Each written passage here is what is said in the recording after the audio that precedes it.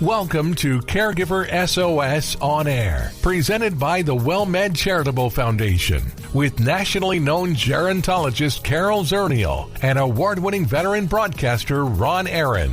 This program provides health, wellness, and other information for caregivers who are vital to the health and well-being of so many people across our country. And now, here are your hosts, Ron Aaron and Carol Zernail. Well, thank you so much for joining us today on Caregiver SOS On Air. I'm Ron Aaron. Our co-host Carol Zernail is here. Carol has a master's degree in social gerontology, some 30 years experience in the field. She's co-chair of the Raise Family Caregiving Advisory Council and serves as executive director of the WellMed Charitable Foundation. And Carol Zernail, we've got a really important topic today. We do, talking about conversations about death and dying, which is so important. And I think for those caregivers who are listening who are afraid of the topic, this is going to be really helpful. And for those who have engaged in these topics, like with my own father, knowing how important they are. Well, we're going to welcome Maureen Groden. Maureen has been a hospice nurse and educator for several decades. She's the author of When a Loved One is Dying, Conversations About Care, Connections, and Coping.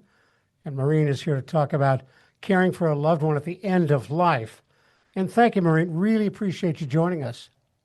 No, I'm very happy to be here. Thank you.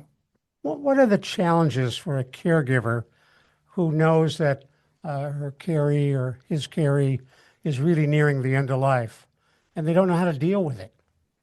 Well, that's really one of the reasons why I wrote the book, because I have learned so much from families about what they experience and how the healthcare system works when somebody has a serious or end-of-life disease. But I mean, obviously, it's incredibly sad. It's incredibly worrisome. And there's a swirling of emotions that people experience. So, and again, oftentimes people sign on to hospice later in their disease. And so it ends up being a whirlwind, a total whirlwind of physical, emotional exhaustion and worry. So that's one of the reasons why I wrote this book, is because I'm hoping that people will be able and willing to talk a little bit about end of life, learn what a lot of hospice and palliative care people know. And I'm hoping that the familiarity and the willingness to talk about it will make the experience go better for them when the time comes. Well, you used two words. You used palliative and you used hospice, and not everyone understands the difference or what those even mean. Could you give us a little bit about those two services? Yeah, absolutely. So palliative care started in Canada, and it started in oncology or cancer units. And it was the recognition that it takes a team of people to take care of people who have cancer, because they're dealing with it physically, emotionally, financially, socially, sometimes spiritually. So it means basically having a team, social workers and nurse practitioners, physicians, helping people through this cancer treatment. It also focuses very much on what are your goals for care, and also symptom management, which is very much a medical specialty. So that palliative care is offered not just for cancer patients now, but the same ideas are true. It involves a team. It involves people that have a serious illness that need guidance for either symptom management or how to go about the next phase of their treatment. There's also pediatric palliative care programs throughout the country, and that's for children and young adults that actually have complicated, possibly neurological, cardiac type diseases. And the same thing applies. Good symptom management, good team approach, holistic approach to care. So people that choose palliative care, mostly it's available in the hospital. There are some outpatient palliative care services, but it is more available when people are hospitalized. And it's for people that are still very much getting active treatment in our healthcare system, and they're not necessarily in the last 6 months of life. Whereas hospice, people sign on to have comfort measures only, and they're generally in the last 6 months of life. So that's the big difference. There's a lot of similarities, but they're very different. You've been doing this work for a lot of years. What attracted you to hospice, to palliative care, to end of life? Well, I think Initially, when I was an undergraduate, I read Elizabeth Kubler-Ross's book on death and dying, and I think that had a big impact on me. It was also a time when people were more willing to talk about emotions and experiences. It was a very sort of experiential time. But then when I went back to graduate school, I studied humanism. And I really learned a lot from a nursing theorist by the name of Joyce Travelby about how totally unique and valuable every single person is. And so it really sort of fit well with my philosophy right now about taking care of people at the end of life, that people are still who they've always been in spite of their illness. And I try to let caregivers know that sometimes the healthcare system has a different approach to the care of your loved one. And I'm trying to humanize it a little bit more because I am fascinated by people's stories, and I know families are as well. And so that's what really got me involved in the first place. And pretty much as a nurse, I had 2 jobs on each coast as a hospital nurse. And then I've been in home care, community, teaching nursing since. And it's been a credible privilege of my life. Stay with us a minute. I'm going to let folks know who may have just joined us. You're listening to the award-winning Caregiver SOS on Air, our podcast available wherever you get your podcast. And we're also on the radio in several cities in Texas and Florida as well. I'm Ron Aaron. Carol Zernail, our co-host, is here. And we're talking with Maureen Groden about end-of-life questions that caregivers may have and where they can go to get that support. And Maureen, you said you were attracted to both hospice and palliative care. Have you worked directly in both fields? Yes, I have actually. We had a palliative care home care program, and I was the director of 2 different hospice and palliative care programs in my area. And I've worked a lot at hospice, and actually I'm still doing a little bit of per diem for hospice.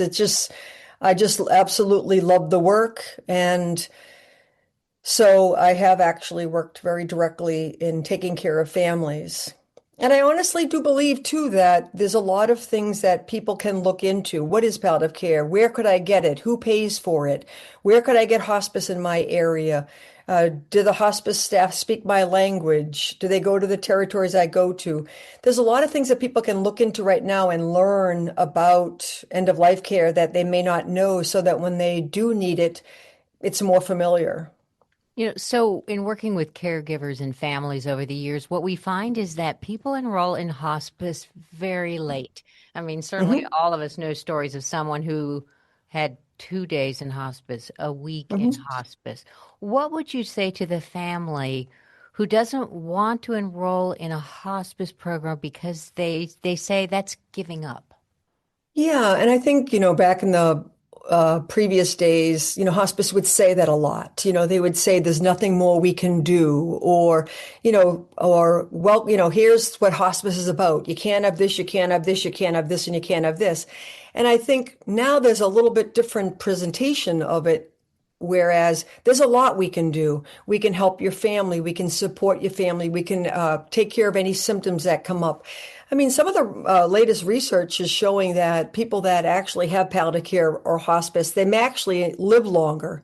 And this is the thing that is the most important thing to me, is that treatment is often burdensome for people who are frail.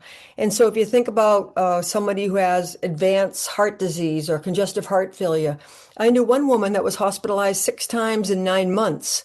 And she would go into the hospital with fluid overload. She'd be transferred to a skilled nursing facility for rehab. She'd come back home again.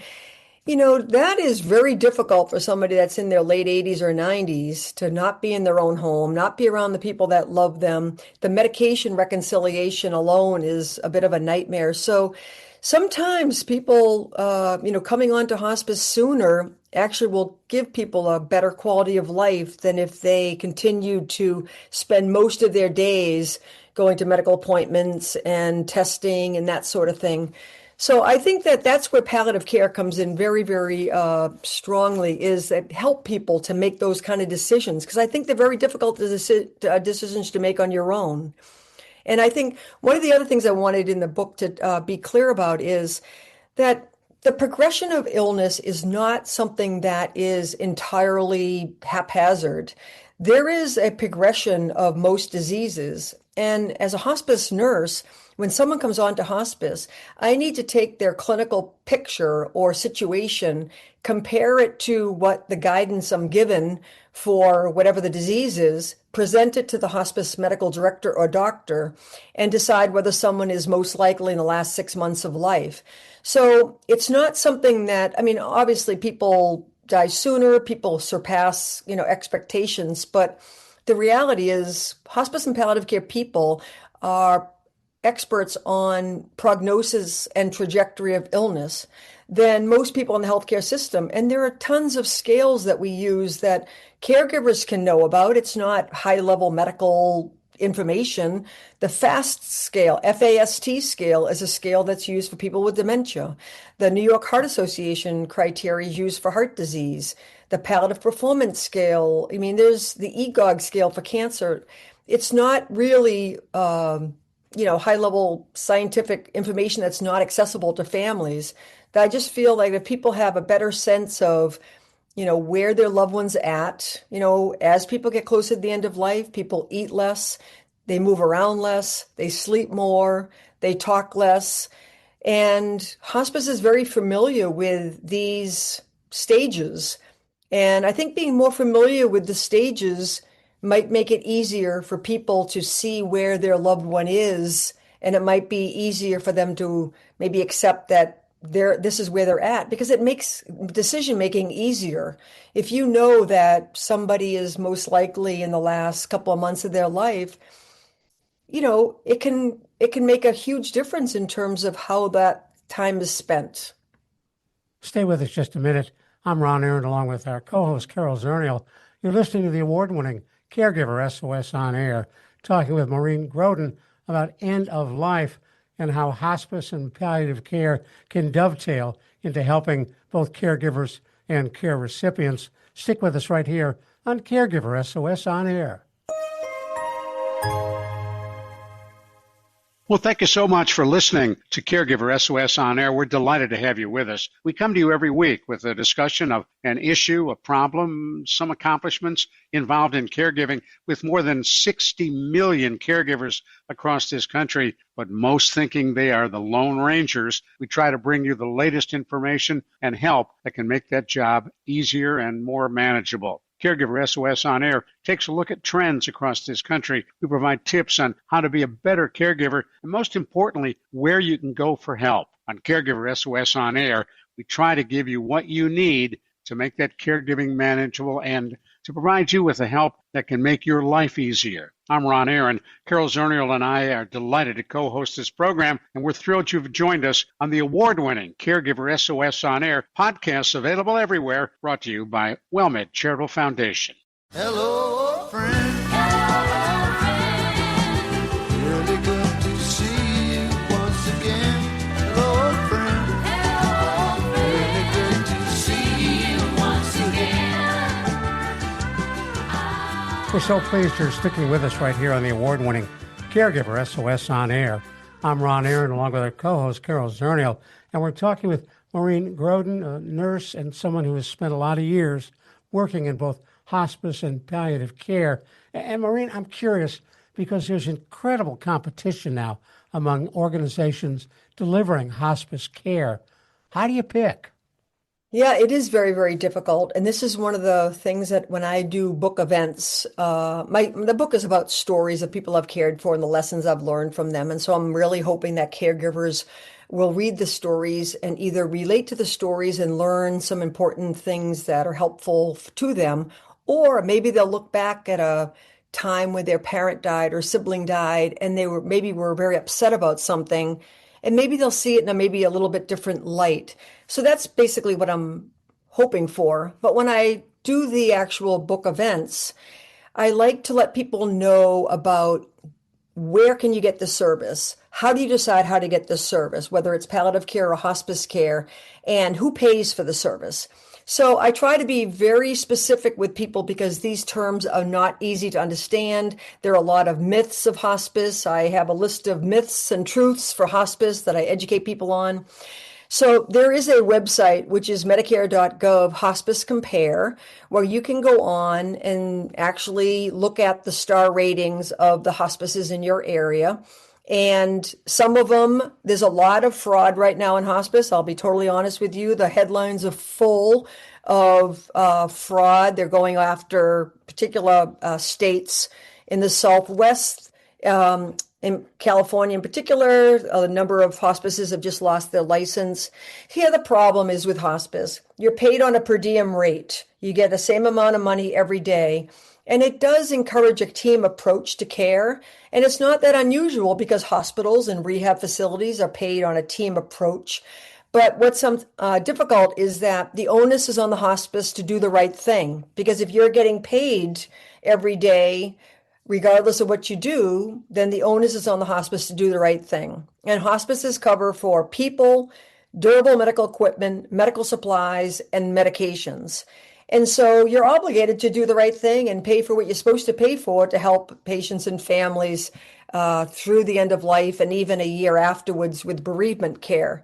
And unfortunately, some hospices don't do the right thing. I've always worked for small, not-for-profit hospices that travel a lot into the hills or take care of people that have a lot of cancer diagnoses. And here's the other thing. When people have a diagnosis of cancer, they usually, I was just looking at statistics, and you mentioned previously length of stay. So for people that have cancer, the median length of stay is 15 days in hospice.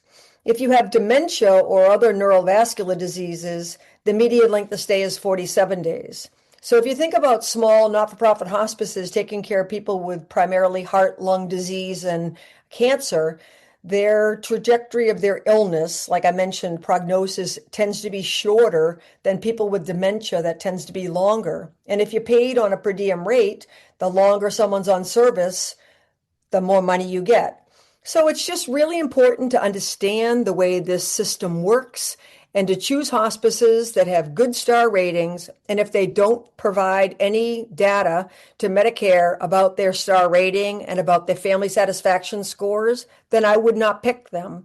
And I would pick hospices that have good ratings. I would call them up long before you need the service and just say, could you tell me a little bit about your hospice, and have a list of questions. That's not something you have to wait until you're in the middle of a physical or emotional emergency to actually ask those questions. And if English isn't your first language, do you have staff members who speak my language? Do you provide in-person interpretation? So there's a lot of things you can ask as a family member before you're in the sort of throes of the sad end-of-life period with your loved one. What are some of the questions beyond, do you speak my language, you might ask? What should you think about? Well, right now, one question is, do you service my area? So that's pretty important. And where do you have contracts with nursing homes? Which nursing homes do you have contracts with? A lot of the for-profit, 84% of the hospices in our country are now for-profit. Many of them are tied with nursing homes and private equity. So if I needed to transfer my loved one into a nursing home, even for like the 5-night respite stay, where do you contract with? Where would they actually go? You can ask about, do you provide comfort kit medications in the home? You could ask questions such as, what is your typical visit standard for nursing? Because one of the things Medicare is now measuring is how many visits were made in the last 7 days of life. And now they actually pay an incentive for RNs and social workers to visit people in the last 7 days of life because hospices weren't visiting people in the last 7 days of life, which in my mind is just completely unacceptable. So there's a lot of quality. The quality scores ask about symptom management. Do you make visits on the weekends? How fast is your on-call response? Because, the number one reason why a lot of people go back to the hospital in our country is because of respiratory problems. I mean, if you can imagine not being able to breathe and the anxiety that goes with that. So, how quickly do you respond when people call in for symptom management? So, and also, what do you provide? How much volunteer service do you provide? The volunteers at hospice are wonderful. They have pet therapy and they have music therapy and they have energy work and they do a lot of the human side of the care. And also, how much aid service do you provide? Aid service is a crisis in our country, no matter what medical program you're in. And a lot of hospices are not able to provide much aid service, which helps families dramatically. So those are some of the questions that I think would be good questions to ask. And if you don't get specific answers, then I would follow up and ask more detailed questions. Well, I think you've done a really good job describing that decision-making process and the nonprofit, for-profit issue. What about in the home? So when you go into a home and you're talking to families, what is that conversation? I mean, it must be very difficult because you're going to come in and talk to them about their dying loved one. Hmm. Well, I have to tell you that I think families that are doing this work are absolutely amazing. I am in awe of the devotion that people give to each other in this world. And I see it firsthand when I walk into the home of someone who's dying, first and foremost. I don't care what kind of family difficulties people have had with estrangement or traumas or addictions or whatever, siblings not getting along. It's not hard to get behind the goals that hospice usually we ask people, this point in your life, what's most important to you? It's not hard to get behind. I want someone to be comfortable. I want them to be clean, and I want them to have a peaceful death. So even when people on very different pages, once have actually agreed to have hospice come into their home, it's not hard for people to be on the same page. And yes, siblings, some of the more responsible people might be resentful of other people that traditionally haven't been particularly helpful. But I think the conversation is usually about day to day. So the importance of turning someone, the importance of mouth care, the importance of skin care, the importance of safety, the importance of symptom management. So all of that are things that we cover, but also understanding that when people are at the end of life, they may have lethargy or confusion, sedation. There's a process to this. And I try to challenge people a little bit about these are the normal steps that happen when people naturally have a disease, and that it's important that people just adjust care accordingly. So right now, I'm the healthcare proxy along with my sister for my 84-year-old sister with dementia. And to me, I see my sister as the oldest of a big Irish family. She went to be a Navy nurse, moved away from the home before I was probably old enough to really know what was going on. And now when I go to visit with her, and I just was there Sunday, I see my sister as my sister who is, always been very polite, very particular, almost not a huggy kind of a person. And, if she's agitated, I just walk away, because who wants somebody in your face when you're agitated? If it gets really bad, then I recommend medication. But the hired caregivers tend to look at her more in terms of her ADL abilities and how much did she eat and when did she toilet and all of that. So I just try to educate medical people about being more family-centered and individual-centered. And families, I try to educate them about this is a normal process and these are the things that happen and how to respond to people during the process as someone becomes more removed from them. And then, of course, the medical education is pretty important, because when people are in pain or can't breathe or they're anxious, it sort of gets in the way of just about everything. But We got I about a find that minute left, people, and before we go, I want to let people know, Maureen Groden, how do they get your book? well, I have a website, maureengroden.com. It's Groden. And my website has ways to get the book through Johns Hopkins University Press, my publisher, but also Amazon, Barnes & Noble, and Bookshop. But there's also some really good resources like the Conversation Project or getpalliativecare.org. They're all geared towards the public. And so I encourage you to take a look at my website and learn more about this so that it's not so scary when the time comes. Really appreciate you joining us. Carol, you get the last word. Well, I just encourage people to take your advice, Maureen, and to learn about hospice and palliative care, and not to be afraid to have those conversations, because the people that you love probably would appreciate having their wishes followed, and you get that opportunity to make it happen. Perfect. Maureen Groden, Absolutely thank you so agree. much. To Carol Zernail, I'm Ron Aaron. Thanks for joining us on the award-winning Caregiver SOS On Air. The executive producer for Caregiver SOS On Air is Daniel Calderon. The producer is Sharice Pendleton. And the associate producer is Catherine Oglesby. We'll see you next week on Caregiver SOS On Air. You've been listening to Caregiver SOS On Air, an exclusive presentation of the WellMed Charitable Foundation. We welcome emails with suggestions and comments on this program at radio@wellmed.net. Join co-hosts Carol Zernail and Ron Aaron next week for more on caregiving, improving the health and well-being of caregivers and their care recipients everywhere. For more on caregiving and podcasts of our programs, visit caregiversos.org.